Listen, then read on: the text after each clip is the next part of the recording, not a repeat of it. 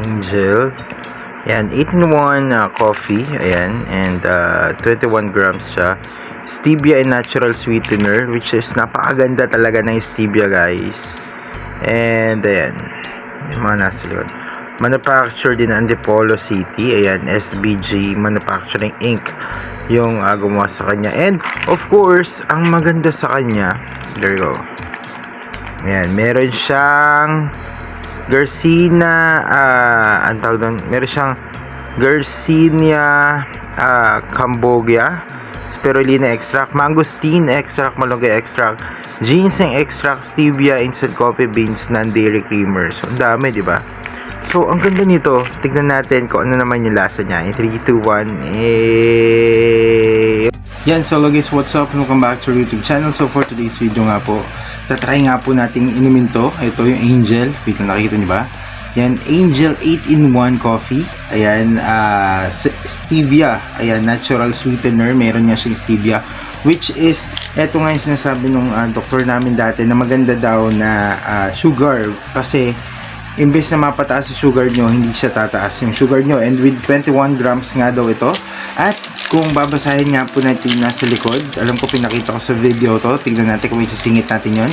Nakalagay nga dito, mayroon siya mga ingredients, which is yung Garcinia Cambogia, ayan, spirulina extract, mangosteen extract, malunggay extract, ginseng extract, stevia, instant coffee beans, and non-dairy creamer. So yun nga po yung mga ingredients niya, and galing po siya sa SBG Manufacturing Inc. from Antipolo City. So tingnan natin kung masarap nga pa tong Angel 8-in-1 coffee na to. Ayan, so naitimpla ko na siya, guys. Actually, hindi na siya mainit. Medyo matagal na siya naitimpla. Medyo maingay kanina, so hindi ako makapag-vlog. So eto na nga po siya, nakikita nyo. Medyo madami nalagay ko, dapat pala hanggang dito lang. So tikman na natin. Eto nga pong Angel. Tignan natin kung maganda nga bang ito na lang inumin natin. Pero actually, maganda din naman siya kasi ang dami niyang mga ingredients na dapat lang na ini-intake natin. So, amoy muna natin. Oh. Well, yung amoy talaga niya is parang coffee lang din.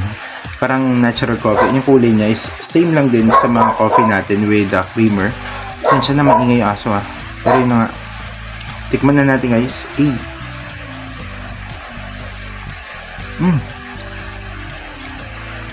Wait lang. Uy. Actually, natikman ko na to Familiar sa akin yung lasa nitong ano na to. I don't know kung kalasa siya ng mga nasa may Starbucks or what. Parang gano'n. Kung pagkakunin natin, ang premium ng lasa niya. Ay, ito pala. Ito na napakita natin. Ang premium ng lasa niya actually. Wala siya nakalagay kung ano yung naka-ano sa kanya. Pero ang premium ng lasa niya, ang creamy nung lasa niya. Yung creamy niya, 1 to 10. Nasa 9 siya for me. And to think na marami pa nga po yung nailagay natin tubig doon, na ilagay natin dito. Dapat hanggang dito lang yan. So, mas masarap pa to for sure kung hindi masyadong madami yung ating nilagay na tubig. Pero, para sa akin, ang sarap nitong Angel na to, 8-in-1. Naalamin ko nga ako saan binili to kasi binigay lang sa akin to. Para naman makabili din ako nito. So kung alam nyo rin kung saan nabibili to, comment down below kasi binigay lang to sa akin. And kung titignan nyo pala, meron siyang takpak ng Angel, tapos meron siya parang malunggay dun. So mukhang ginawa talaga siya para sa atin na mga may pagka health conscious na, health conscious pero ang taba, no? Magpapayat na, don't worry.